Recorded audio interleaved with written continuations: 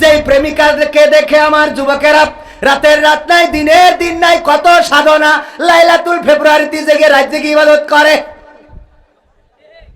তুমি যার লাগিয়া এমবি ভরো তার তো বাটন ফোন। ওরে কেমন করে বুঝবে রে সে, কেমন করে বুঝবে গো সে ডিজিটাল তোর মন। তুমি যার লাগিয়া, তুমি যার লাগিয়া এমবি ভরো তার তো বাটন ফোন। মেসেজ দিলে সিন করে না, দেয় না তো রিপ্লাই, ভিডিও কলে বলবা কথা ক্যামেরা তার নাই রে, ক্যামেরা তার নাই। ওরে ডিজিটাল এই যুগ জামানাই, ডিজিটাল এই যুগ জামানাই অ্যানালগ তার মন। তুমি যার লাগিয়া, তুমি যার লাগিয়া এমবি ভরো তার তো বাটন ফোন। প্রেম প্রীতি ভালোবাসা বিয়ের আগে নয়, ঠিক না বে ঠিক? কালকে বললাম তা বলছে তাহলে বিয়ের পরে করবো। মানে এক জায়গায় ভাতও রয়েছে মুড়িও রয়েছে, কিন্তু অল্প করে, লোক বেশি, অল্প মুড়ি অল্প ভাত। যে মুড়ি খাবে তার আর ভাত না খালি মোটামুটি কভার করতে পারবে। তাই এই জন্যই আমির সাহেবের জিজ্ঞেস করতেছে আপনি মুড়ি খাবেন না ভাত খাবেন? তা বলছে ভাত খাই তারপর মুড়ি খাবো। মানে কোনোটা ছাড়বে না। কাল কলাম যে প্রেম প্রীতি ভালোবাসা বিয়ের আগে নয়, মনের মধ্যে রাখো যুবক আল্লাহ তাআলার ভয় রে, পরকালের ভয়। বলছে হুজুর তাহলে বিয়ের পরে প্রেম করবো? তা বলছে এই শয়তান ওইটা তো পরকিয়া হবে। তা বলছে না নিজের বোর সাথে। তাহলে ঠিক আছে, নিজের বোর সাথে যাবেন চাই, অসুবিধা নেই। আলহামদুলিল্লাহ, আল্লাহ কবুল করুন, বলেন আমিন। নিজের বোর সাথে প্রেম করা যাবে না? যাবে না। নিজের বউয়ের সাথে প্রেম করা যাবে। সেদিন চাঁপাইনবাবগঞ্জে একজন প্রশ্ন দিয়েছে, হুজুর স্টার জলসা জি সিনেমা দেখা কি জায়েজ নাকি না জায়েজ? বোঝেন? আমি বললাম জায়েজ। কথা কি ঠিক না বেঠে? কোন ঠিক না বেঠে? হ্যাঁ, স্টার জলসা জি সিনেমা দেখা ঠিক জায়েজ না না জায়েজ? আমি তো বুঝলাম যে জায়েজ। আমি বললাম অন্য হুজুরের ফতোয়া কি তা বলতে পারবো না, কিন্তু আমি যতদূর পড়াশোনা করেছি তাতে আমি দেখেছি স্টার জলসা দেখা জায়েজ। প্রমাণ দেবো? মা বোনেরা তো বগল বাজাচ্ছে পর্দার অন্তরালে। আল্লাহ একই হুজুর আজকে যেই বলবে দেখো হুজুর বলে গেল স্টার জলসা জি সিনেমা দেখা জায়েজ, আর তুমি বলো জায়েজ না। আমি প্রমাণ করে দিচ্ছি কেন জায়েজ। আমি বললাম যেই মা যেই বোন নিয়ত করে নেবে যে আল্লাহ যেন আমার জাহান্নাম দেয়, তার জন্য এটা দেখা জায়েজ। ঠিক আছে তো?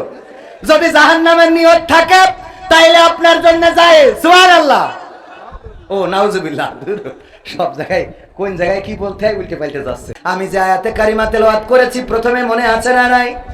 মনে আছে? পবিত্র কোরআনের সূরা তাহা।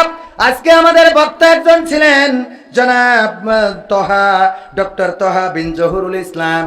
উনি ছিলেন আমার আগে, আলোচনা করেছেন ডক্টর মানুষ। আরে ভাইজানকে আমার পরে দেওয়ার দরকার ছিল না? ছিল না?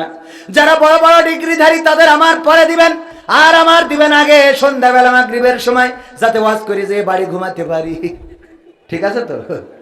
এরপরে অনেকেই বলে হুজুর আপনার যে আগে দেব, আপনি আগে উঠলে আবার ঝামেলা হয়ে যায়। আহারে আমি তো অত বড় হুজুরও না, বরাবরই বলি আমার যত আগে দেবেন যত কম বলতে বলবেন তত ভালো। তবে আমি তলাবুল ইলম, আমি কোরআনের ছাত্র, কোরআনের জ্ঞান অর্জন করা সবার জন্য কি আমিও করতেছি, আপনারও করার দরকার আছে না নাই? অনেকেই বলে এর স্টেজে উঠাইছে কিটা, উঠাইছে কে? আপনি চাইলে আপনি মাওলানা মানুষ, মুফতি, মুহাদ্দিস, কারি, doctor, engineer, barrister, Sheikh Hasina, আপনার যদি না উঠাইতে আমার কি করার আছে? কথার কথা, ঠিক না বে ঠিক?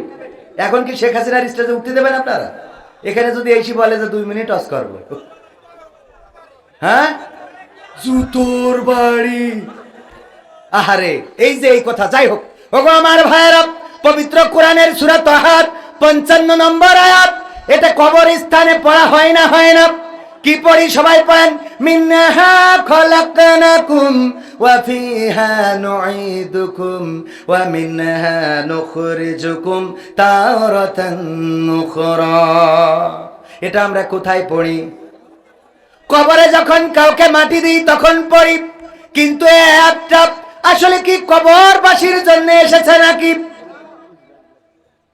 আমরা কি খোঁজ নিয়েছি কার জন্য এসেছে? এই আয়াত কবরের বাইরে তো কোনো জায়গায় পড়িনি, কিছু আয়াত আমাদের দরকারে লিখে রাখিছি, যেমন লা ইলাহা ইল্লা আনতা সুবহানাকা ইন্নী কুনতু মিনাজ জালিমিন। কোথায় লেখা? বাসের মধ্যে, যেন বিপদ থেকে মানে অ্যাক্সিডেন্ট করার ভয় আছে না নাই? আবার ওখানে আপনি যখন পাবনা থেকে মনে করেন যাবেন ঢাকায়, অথবা এই চাটমোহর থেকে বা আপনাদের অঞ্চল থেকে যাবেন পাবনায় কিংবা রাজশাহী, গাড়িতে যদি হেল্পারে বলেন সিট কি আছে, কই আছে ভাই আসেন, সব সিট বাসের মধ্যে, উঠে দেখেন কই সিট তো আছে কিন্তু জায়গা নেই। মানে সিট তো আছে, হেল্পার মিথ্যে বলিনি তো, সিট আছে কিন্তু ওতে অন্য মানুষ বসে আছে। সিট আছে কিন্তু বসার মতো জায়গা নাই। হঠাৎ মিজাজ খারাপ হয়ে গেল, হেল্পার রে বকা দিবেন, হঠাৎ করে সাইডে চোখ যায়। নিশ্চয় আল্লাহ ধৈর্যশীলদের ভালোবাসেন, আছে না নাই? নিশ্চয় আল্লাহ ধৈর্যশীলদের ভালোবাসেন। ওই যে আপনি দেখলেন আল কোরআন, এবার মনে হলো আহারে, তাইলে তো আল্লাহ যেহেতু ধৈর্যশীলদের ভালোবাসে, সিট নাই অসুবিধা নাই, দাঁড়ায় যাব কোনো অসুবিধা নাই। এই জন্য আমরা কিছু আয়াত নিজেদের মন মস্তিষ্ক মতো কাজে লাগাইছি। এক ফকির পড়তেছে ইন্নাল্লাহ আশতারা মিনাল মুমিনিনা আনফুসাহুম ওয়া আমওয়ালাহুম বিআন্না লাহুমুল জান্নাহ। ফকিরের জন্য আয়াত, কথা কয় না যে জান্নাত দাও জান্নাত দেবে, ও ফকির দিলে দেবে? পরের অংশটুকু পড়লে রক্ত গরম হয়ে যাবে। যারা নিজেরা মারে, অপরকে মারে, নিজেরা মারে আবার মারে। হ্যাঁ, তার মানে যুদ্ধের ময়দানে যারা আসে, যারা দিন কায়েমের জন্য আন্দোলন করে, সংগ্রাম করে, দিন কায়েমের পথে যারা চলে, সেই পথে যদি কেউ জান দেয় আর মাল দেয়, তাদের এই জান মালের বিনিময়ে আল্লাহ কি দিয়ে দেন? জোরে বলেন কি দিয়ে দেন? সেই জান্নাত চান কিরা কিরা হাত উঁচু করে।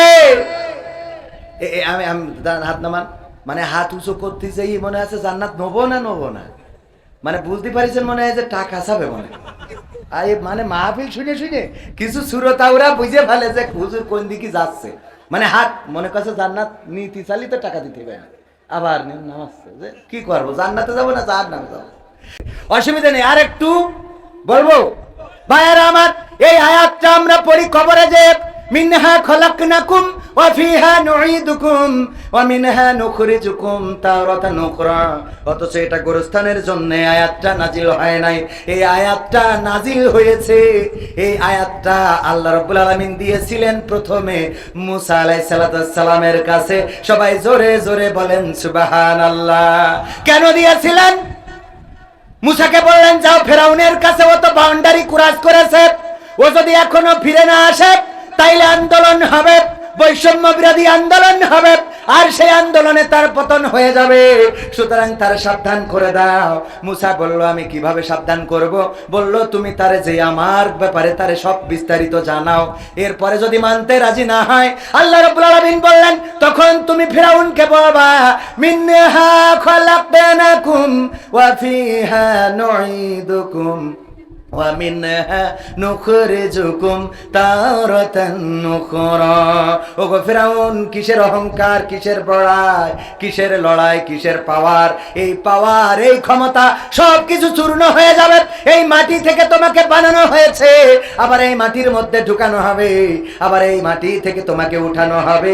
এই ওয়াজ করার জন্য বক্তা ছিলেন কে? বক্তা ছিলেন কে? মুসা আলাইহিস সালাম। আর এই ওয়াজ করেছেন কাকে? আর আমরা বক্তা হয়ে এই ওয়াজটা কারে শুনাই? মরা মানুষকে, যার নেটওয়ার্ক নেই, চলে গেছে কবরের দেশে। আমি বলি ও যদি কোনোভাবে হাতটা উঁচু করতে পারতো তাইলে থাপ্পড় বসাই দিত, বলতো যে আমার তো খেলা ফাইনাল, সাবধান তুই হ। ঠিক না বেঠে? আমার যুবকেরা, এই ওয়াজটা থেকে এতটুকু শিখাতে চাই, একটা মেসেজ দিয়ে যান, সেটা হলো এই ওয়াজ, এই আয়াত মরা মানুষের জন্য নয়, গোরস্থানের জন্য নয়, এই আয়াত খাটিয়ায় তুলে কাউকে কবরে নামানোর সময়ের জন্য নয়। এই আয়াতটা হলো আমিরে জামাতের জন্য, এই আয়াতটা বিএনপির চেয়ারম্যানের জন্য, এই আয়াতটা আওয়ামী লীগের নেতার জন্য, এই আয়াতটা আমার যুবকেরা। যদি কোনো যুবককে কোনো মেয়ে বলে আই লাভ ইউ,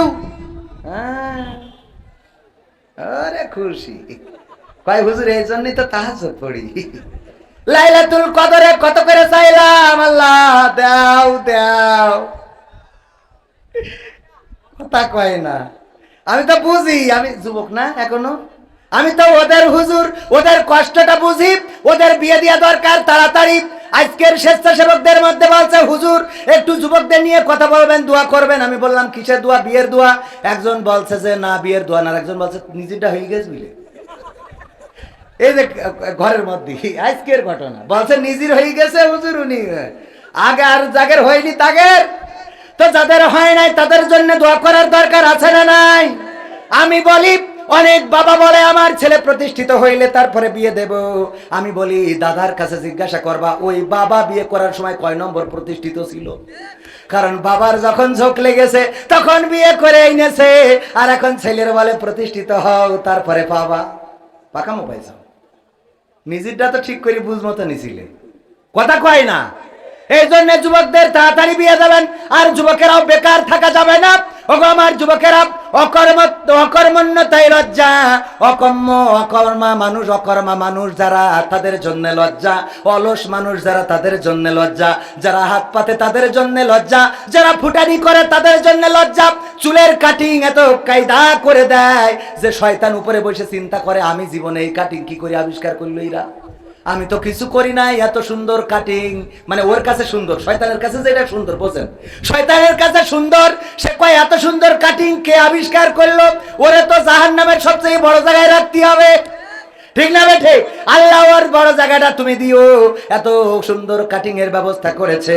ওগো আমার যুবকেরা, এই ফুটানিতে কোনো দাম নাই, বরং স্কুল কলেজ শেষ করে চলে যাও ফার্মেসিতে, সেখানে যে ওষুধ বিক্রি করো। যদি তুমি ওষুধের নামগুলো জানতে পারো, লেখাপড়া শেষে তোমার চাকরি না হইলেও একটা ফার্মেসি দিলেও তোমার জীবন জীবিকা চলে যাবে, বলেন ঠিক কিনা? যদি তুমি সাইকেল সারাই করো তাতেও কোনো লজ্জা নেই, তোমার কাজ, তোমার লেখাপড়ার শেষে অবসর টাইমটাই তুমি সাইকেলের গ্যারেজে যাও, সাইকেলের লিক সারাই করো, মোটর সাইকেলের গ্যারেজে যাও, মোটর সাইকেল সারাই করো। যদি তুমি মেকানিক হতে পারো, একটা সময় নিজে একটা মেকানির দোকান দিবা, তারপরে ওখানে আরো লোক খাটাবা, এক পর্যায়ে তোমার আর কাজ করা লাগবে না, তুমি হয়ে যাবা ওই মেকানিকদের একজন বস, ঠিক না বেটে? এই জন্য ছোট থেকে কর্মমুখী হও, কাজ করো, কাজ করলেই আল্লাহ রাব্বুল আলামিন ভাগ্য ফিরিয়ে দিবেন, বলেন সুবহানাল্লাহ। সুতরাং কর্ম যে করে, যদি কোন যুবক লেখাপড়াও করে আর কর্মও করে, তাইলে তার বাবার তার বিয়ে দিতে কোনো অসুবিধা আছে নাকি? অসুবিধা নাই, কারণ বাবা বুঝতে পারে এখন তার সায়া ব্লাউজ, কুসকুস, লিপস্টিক, নখ পালিশ, আলতা, বুরু পেন, তারপরে আরো যে সবাই লাবাইলা আছে এগুলো কেনার মতো টাকা ইনকাম করে, সুতরাং টেনশন, ঠিক আছে তো? তাইলে যুবকেরা কি করা লাগবে? সব ফুটানি বাদ, চুল এক মাসে একদিন কাটবা, শেভ এক মাসে একদিন করবা, কোনো অসুবিধা নাই, কিন্তু জানো বাবার বোঝা হয়ে থেকো না। এবার আমার যুবকেরা, এই আয়াতটা কোথায় পড়া লাগবে? যদি কোনো মেয়ে বলে আই লাভ ইউ, আমি তোমাকে ভালোবাসি, তোমাকে ভাল লাগে, তুমি সাথে সাথে বলবা না আই লাভ ইউ টু, মানে আমি দুটো ভালোবাসি। ও না বলে কি বলবা? মিনহা খলাকনাকুম ওয়া ফিহা নুঈদুকুম ওয়া মিনহা নুখরিজুকুম তারাতান উখরা। ও আমার বোন, কি তুমি আমারে প্রস্তাব দিলা, অথচ তুমি কি ভাবো না এই মাটি থেকে তোমাকে বানানো হয়েছে, এই মাটি থেকে সৃষ্টি করা হয়েছে, আবার এই মাটিতে ঢোকানো হবে, আবার একদিন এই মাটি থেকে তোমাকে জীবন্ত করে উঠানো হবে। সুতরাং সেই আল্লাহকে ভয় করো, যে আল্লাহ একদিন তোমাকে আমাকে দাঁড় করাবে। মনে থাকবে যুবকেরা? আবার ওদিকে মেয়েরাও তাই, পর্দার অন্তরালে আমার মা বোনেরা যদি থাকেন, কেউ যদি বলে তোমার জন্য আমি ঘুরি রে, এই কথা বললে কি বলবে? মিনহা খলাকনাকুম ওয়া ফিহা নুঈদুকুম ওয়া মিনহা নুখরিজুকুম তারাতান উখরা। যদি আমির সাহেব উনি ত্রাণের চাল বন্টন করতে যে আপনি কাট পাওয়ার যোগ্য কিন্তু দিল না, তখন আপনি যে বলবেন মিনহা খলাকনাকুম ওয়া ফিহা নুঈদুকুম ওয়া মিনহা নুখরিজুকুম তারাতান। মনে থাকবে তো? কথা কয় না? মনে থাকবে? ভাবি যদি কুপ্রস্তাব দেয় কি পড়বেন? কথা কয় না? এই আয়াতটা পড়বেন সব জায়গায়, খালি এইটাই। আর বাংলা যদি না বোঝে করি দেবেন, কবেন তোর মাটিতে বানাইছে, আবার এতে পুঁতে হবে, আবার এতে একদিন তোর উঠাবে, তোর এত সিয়ারার বড়াই কিসির? নখ পালিশ বউ যদি বলে আমার নাইট ক্রিম কিনে দাও, কালো মানুষ আমি সাদা হইতে চাই, ওরে বলবেন মিনহা খলাকনাকুম ওয়া ফিহা নুঈদুকুম, সাদা হি লাভ কি? তোর মাটিতে বানাই, আবার এর মধ্যে ঢুকবি, পোকাই খাবে, ঠিক আছে তো? আর কথা বলাবো না।